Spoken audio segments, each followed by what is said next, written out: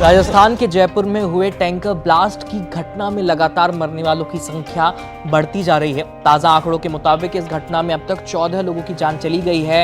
हादसे के 24 घंटे बाद भी शवों की पहचान नहीं हो पा रही है। हादसे में जख्मी 30 से ज्यादा लोग अब अस्पताल में भर्ती हैं। इनमें 10 की हालत बेहद नाजुक बनी हुई है, जिन्हें आईसीयू में शिफ्ट किया गया है। इस बीच हादसे के बाद आग से लपटों में घिरे हुए एक शख्स का वीडियो तेजी से वायरल हो रहा है। ये वीडियो इतना ज्यादा विभत्स है कि हम आपको दिखा नहीं सकते। वीडियो में विस्फोट के बाद जलता हुआ आदमी अपने पैरों पर खड़े होने की कोशिश कर रहा है और वो दुर्घटना के बाद मचे शोर के बीच मदद के लिए छटपटा रहा है। बताया जा रहा है कि आग की लपटों से घिरे राधेश्याम चौधरी मदद की तलाश में 600 मीटर तक चले, लेकिन लोग उनकी मदद करने के बजाय सिर्फ वीडियो बनाते रहे।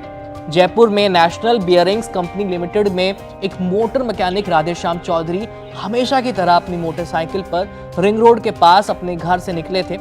उन्हें इस बात का कोई अंदाजा नहीं था कि घर से सिर्फ 2 किलोमीटर दूर इस तरह की दुर्घटना हो जाएगी।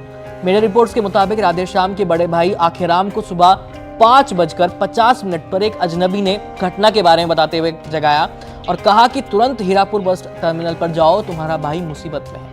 आधी नींद में और अस्त व्यस्त हालत में आखिराम 2 पड़ोसियों के साथ दुर्घटना स्थल पर पहुंचे। वहां उन्होंने जो देखा उसे देखकर वो अंदर तक सहम गए।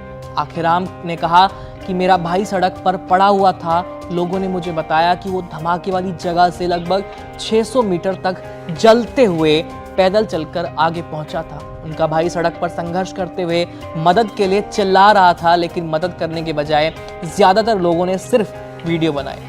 ट्रैफिक अस्त व्यस्त होने की वजह से एम्बुलेंस वहां तक नहीं पहुंच पा रही थी, इसलिए पड़ोसियों की मदद से अपने भाई को आखिराम ने कार तक पहुंचाया। उन्होंने कहा कि वो होश में था, लगातार सभी से बातें कर रहा था। हमने सोचा था कि वो बच जाएगा, लेकिन वो 85% तक जल चुका था। घटना के बाद से ही जयपुर के सवाई मानसिंह अस्पताल में अपनों से मिलने के लिए लोगों की भीड़ उमड़ रही है।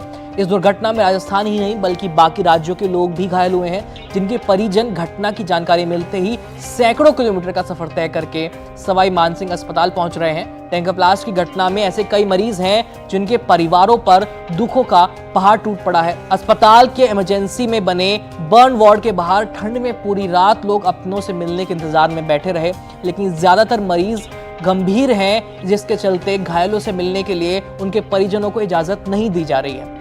जयपुर टैंकर ब्लास्ट में उत्तर प्रदेश के एटा जिले के रहने वाले नरेश कुमार भी घायल हुए हैं। हादसे की जानकारी मिलते ही उनके परिवार के लोग अस्पताल पहुंच गए।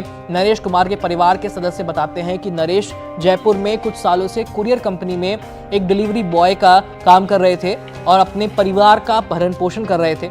उनके 2 छोटे बच्चे हैं और परिवार में सिर्फ एक भाई है जो पहले ही दुर्घटना की वजह से विकलांग हो चुका है। उनकी परिवार के सदस्य बताती हैं कि पूरे परिवार की जिम्मेदारी नरेश कुमार ही संभाल रहे थे, लेकिन अब उनके परिवार का जीवन यापन करने का संकट आ चुका है। हादसे में नरेश का शरीर 70% तक जल चुका है। फिलहाल उनके परिवार को उनसे मिलने की इजाजत नहीं दी गई है। घटना के बाद से जयपुर सवाई मानसिंह अस्पताल में लोग अपनों का पता लगाकर यहां तक पहुंचे, जिनमें महिलाओं की संख्या सबसे अधिक है।